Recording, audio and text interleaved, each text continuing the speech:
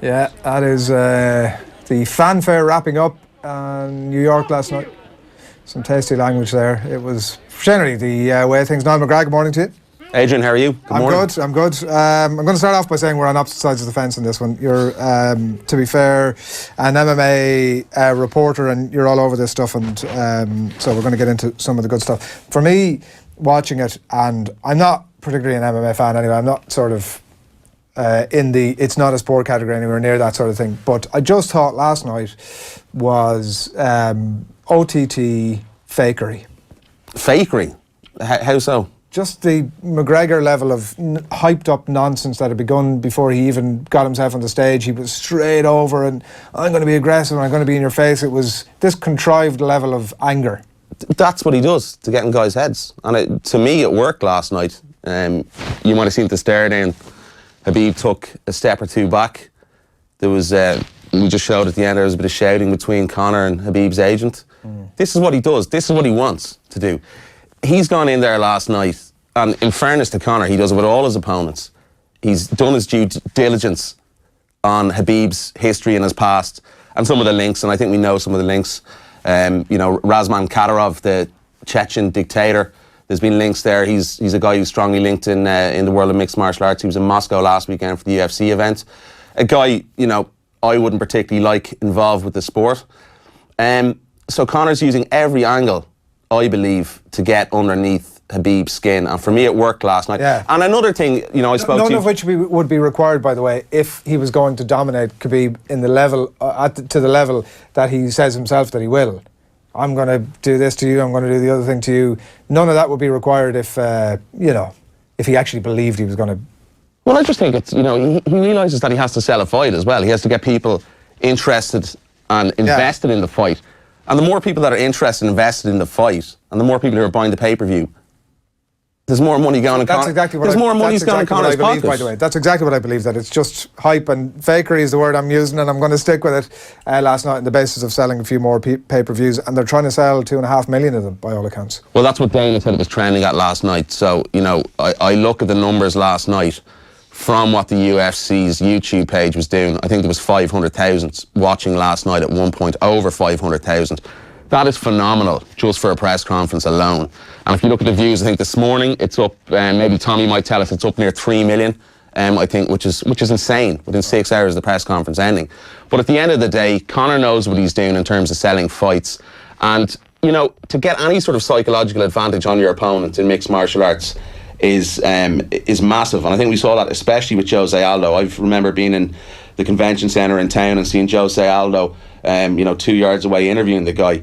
And there was literally tears of emotion in his eyes. That's what Conor wants. It's every advantage for the fighter. So it's a little bit of both that he knows he's selling the fight. He's trying to get underneath his skin.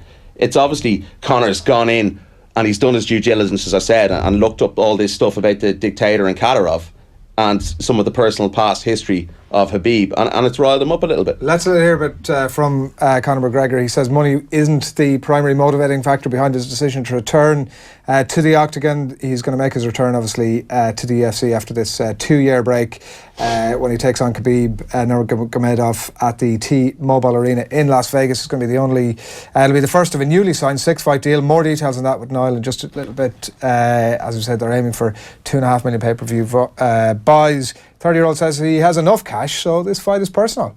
I came back for the love of this, to come and shut this man up. A little rat, a little weasel, a little hard man in groups. I've met many of them through my years. A man who grows in numbers, but on his own, and when confronted in a similar situation, cowers away. And that's what you saw with that little shit on the bus over there. He shit his jocks after doing something to his own countryman that had nothing got to do with anything. And that's it. I came back for the love of fighting and the love of war, and this I am going to truly, truly love, putting a bad beating on this little glass jaw rat.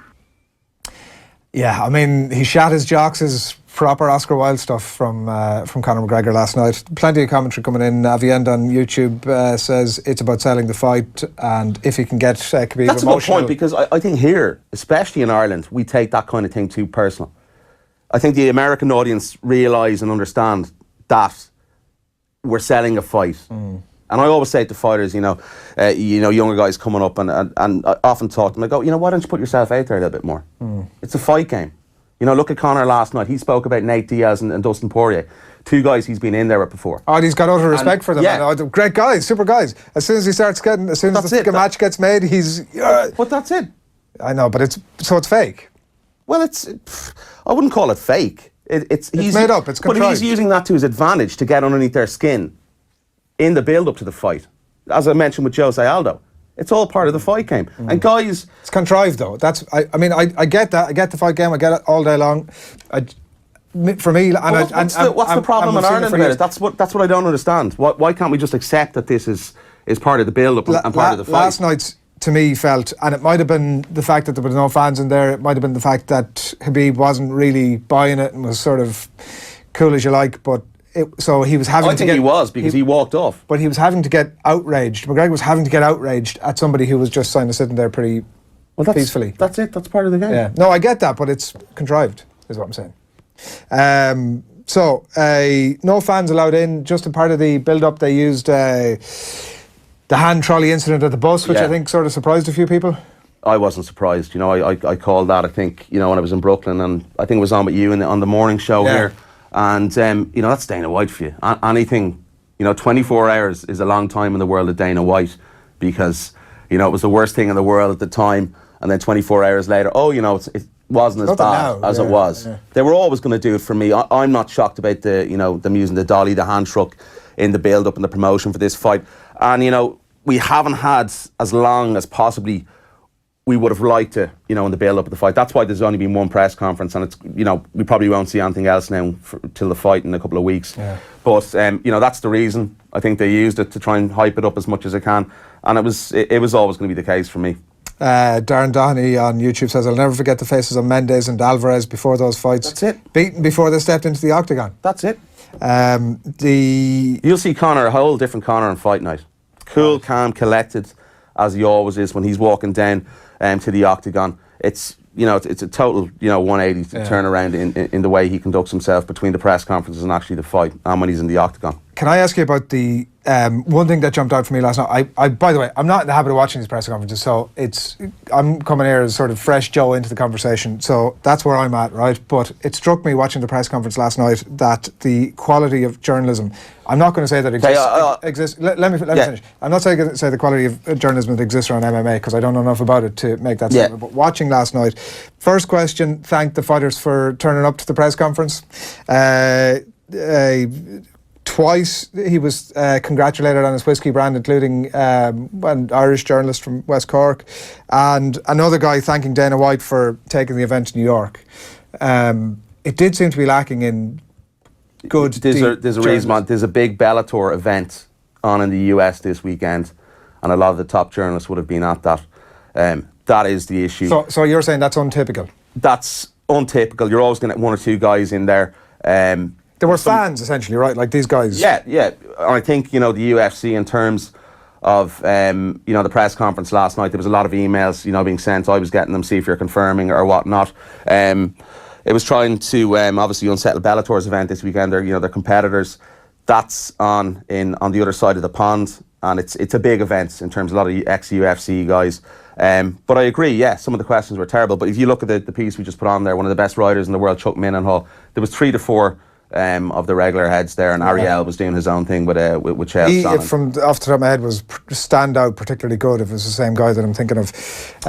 Chuck. Particularly Chuck's good. Fantastic. He's a fantastic writer. Now, listen, there's a wealth of absolutely fantastic mixed martial arts journalists in the world.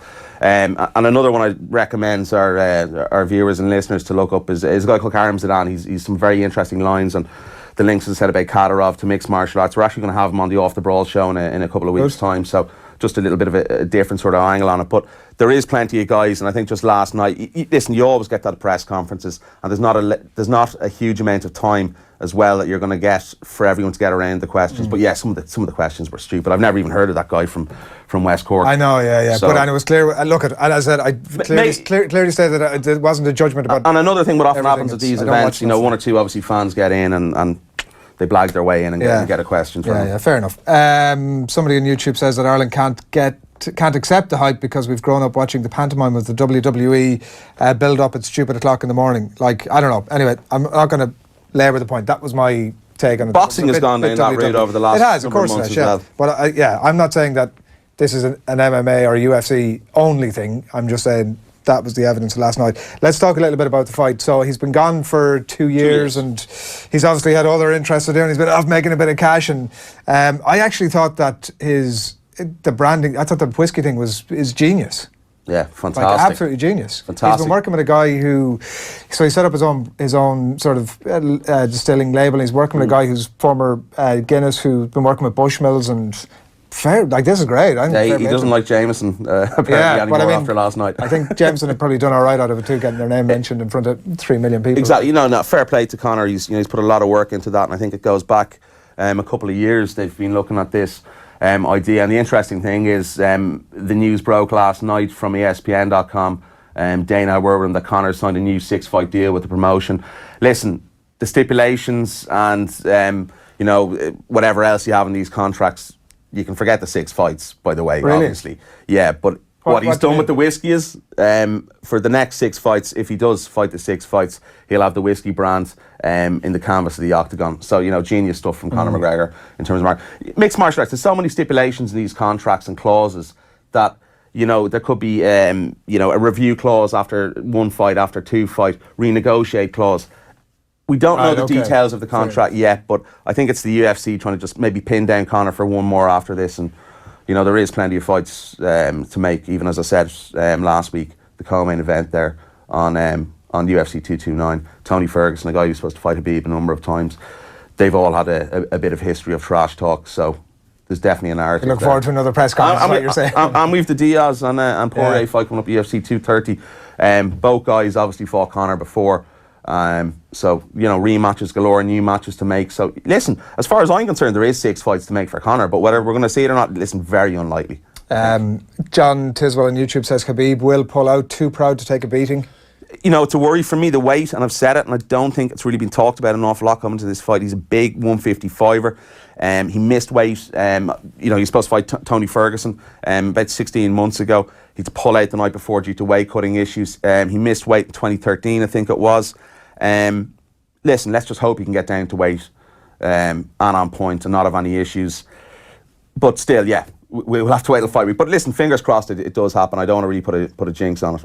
There was a bit of forward and back about the various styles, and I think McGregor was sort of trying to undermine his wrestling style or his grappling style or whatever it was. Who wins this, and what's the style match? Khabib all day. Conor wants to keep it on the feet. It's a classic striker versus grappler matchup. But the interesting thing for me, and I think it's along the lines of what Conor was saying in the press conference last night. At one point, he goes, you want a real fight? He more or less is trying to taunt Khabib into standing with him. That's what I took for it. I spoke to Khabib's coach a number of weeks ago, Javier Mendez from AKA head coach at that gym. And a problem for Khabib has been the mentality and the mindset of actually sticking to a game plan that his corner have implemented. And then we've seen that in the Michael Johnson fight. We saw it last time out against Ali Akinta. He tends to want to stand with guys when clearly it's not his strength. Everyone knows where Khabib's strength is. And I think that's what Conor is doing, is trying to taunt him into stand, make this so personal, as we said. That goes back to the trash talk. And when you can engage someone that doesn't stick to their game plan, that's a positive for Conor McGregor, in my opinion. And Javier Mendez openly admits to his coach that they've had problems with Khabib sticking to this plan. So it's an issue. Own corner. It's a big issue for me. There was a lot of stuff about the bus, obviously, last night. A lot of forward and back about, you took a shit on the back of the bus, and why didn't you? I was standing outside. Like, he made this big play about sort of, I came up and I showed you I had no weapons. Obviously, before he picked up a giant weapon and threw it at the bus. But it seems like there isn't going to be any more press conferences now. Is that that's it? There's a deep narrative behind that, and I think Dana said it was dark last night. I got the same lines that it is personal, and I think it stems back to the Artem Lobov incident. That's obviously why Conor came to New York. Funny enough, Artem Lobov, he gave me a lift from the airport to the hotel, and it happened 5 minutes later after I'd literally got out. Wow. So there was a big group that surrounded Artem. There was words exchanged, but we never actually got to the bottom of what happened there.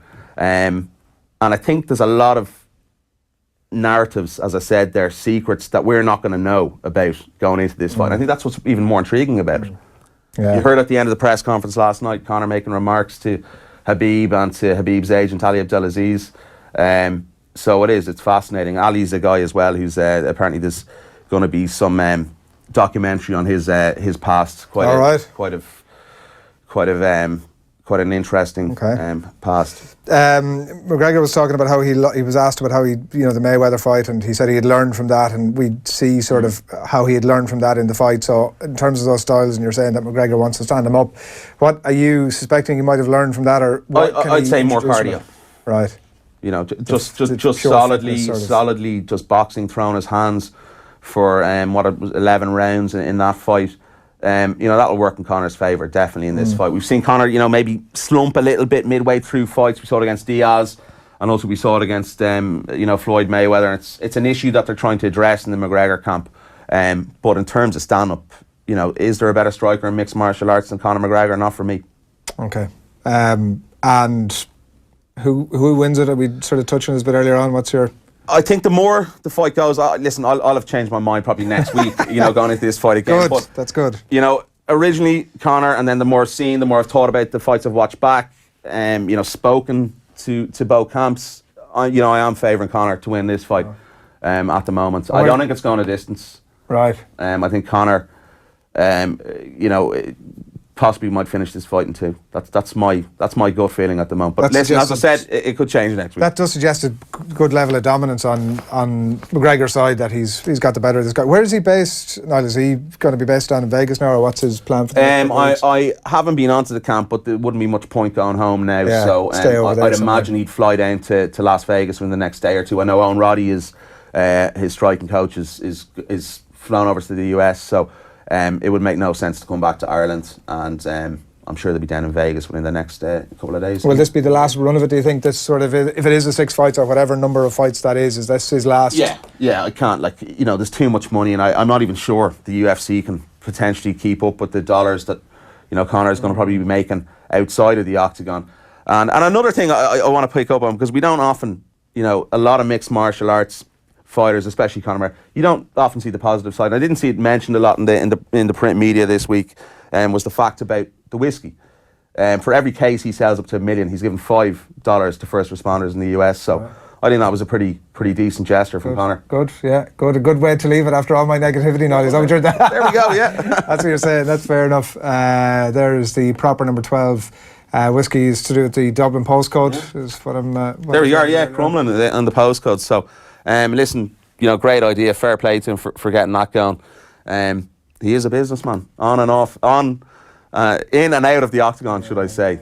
So interesting times ahead, I think, in the next couple of weeks. And we've lots coming up as well on the new Off the Broad. Yeah, what's the next instalment? The MMA one is kicking off on, I think, Wednesday night. We're going to stream the show. So we've lots of stuff, obviously, leading up to the fight in Las Vegas in a couple of weeks' time. Plenty of reaction throughout the card. Some of the top names in the world of mixed martial arts will be joining us, so do stay posted for that. If you're looking for a crank to come in and sort of give the options, I will, yeah, no problem. We might get into fisticuffs next time. Yeah, I'm all for it. Friendly fisticuffs. Niall, thanks many for coming in. Enjoyed that. Thanks a lot. Plenty more as well from Niall over the next couple of weeks in the lead into that fight.